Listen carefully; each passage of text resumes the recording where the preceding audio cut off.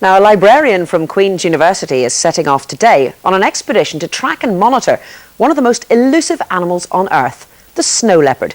Brian Black caught up with her as she was getting driving lessons. The bumps and grind along the purpose-built off-road track through Clandyboy Estate may be a long way from the mountains of Siberia, but for Catherine Kinney, it's the next best thing. Well, I'm preparing for a trip to go to Siberia, to the Altai mountains, and the terrain is going to be pretty rough, and so I won this as an extra prize, part of a trip to go on an expedition. And the guys down here in Clandyboy very kindly have been training me today in off-road driving conditions. The mountains where we're going are 3,500 metres high. There's snow on the top, there's grassland down at the bottom of the mountains, so it could be anything. So they're preparing me for any eventuality. Under the expert guidance of David Corr, Catherine is gearing up for the expedition and all the uncertainties that lie ahead. Our environment here is a controlled environment. What would you do if you meet this in Russia, this water splash that we've just arrived at? Maybe have to test the water, get out with a stick, see how deep it is. Absolutely, because there is no, we talked about it earlier. This is training with a purpose. In a few days, Catherine will join the expedition as it heads towards the remote mountains of the Altai Republic. The object, to track and monitor one of the most elusive animals on Earth. Biosphere Expeditions, in conjunction with Land Rover, we're offering a competition to go on one of their expeditions, a scientific expedition to observe snow leopards in the Russian Federation, and I've luckily won. And what's the issue about snow leopards? Well, they're very elusive animals, but they're also needing protection. In Central Asia, they're often hunted for their fur and because they prey on the local tribesmen's sheep. And so Biosphere want to gauge how many snow leopards live in the Altai Mountains to try to make a biosphere conservation area. The track through Clandyboy has been carefully designed so that it can be altered or removed without doing any long-term damage to the woodlands. Salvaged concrete is used to protect the ground. Discarded wire cable drums form a platform to give the tyres grip. Old railway sleepers provide a base to the water obstacle. It's all part of something a little different for a librarian from Queen's.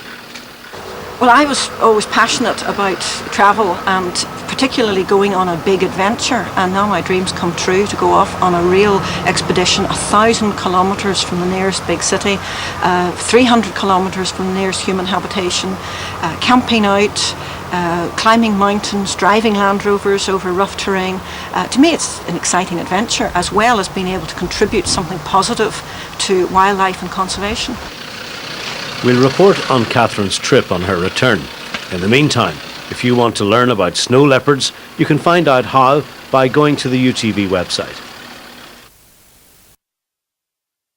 Next week. Now, thanks to the ease of international travel, the world is getting smaller. From a conservation point of view, that means people here can have a direct effect on environmental issues, indeed just about anywhere. And last year we reported on a woman who was heading off to Siberia in search of the rare snow leopard. Brian Black caught up with her on her return. For her day job, Catherine Kinney is a librarian in the city hospital. But when she's not sorting medical references for students and doctors, she's either coming from or going to her next expedition. Last year we caught her as she got ready for the Altai Mountains in Siberia. The preparation included some serious off-road training on a 4x4 course at Clandyboy. The purpose of the mission? To track, locate if possible, and determine the population strength of the highly endangered snow leopard. Its range has shrunk elsewhere due to human pressures.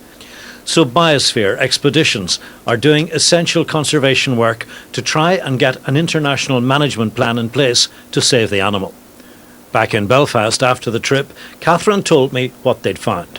The population seems to have decreased dramatically over the last 20 to 30 years. Locals, especially the elders, have said that they hardly ever have seen snow leopards in recent times. Their children certainly haven't. And these are men who've spent a lifetime in the mountains. And it does look like there's only one female in the region that we were in, and perhaps a visiting male, which is an area that used to have probably maybe 4 or 5 snow leopards. The expedition worked across a huge tract of habitat looking for the snow leopard. The animal is vulnerable to disturbance, and that's what emerged, evidence of pressures from every side. The local herdsmen are driving their cattle higher and higher in order to get grazing, and we saw signs of domestic stock as high as 3,000 metres, which is right in the middle of the snow leopards and our galleys' home territory.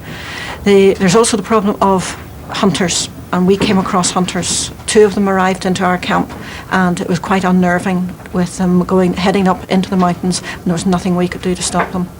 How much of a problem is tourism? The economy has collapsed, and naturally they're looking to new areas. So they're encouraging people to come to the Altai region for whitewater rafting especially, and also mountain trekking. Well, this of course will also put pressure on the snow leopard. Perhaps the main point behind expeditions like Biosphere is that they raise awareness on location about the importance of endangered species, and here at home, where people are told about the issues facing them. The question is, what can be done? Because of lack of resources in the Russian Federation, there is nobody to do the legwork or bring the money in to do this kind of research. So if it wasn't for members of the public, both in Europe and Britain, who are willing to go and do this kind of work, then it just wouldn't get done.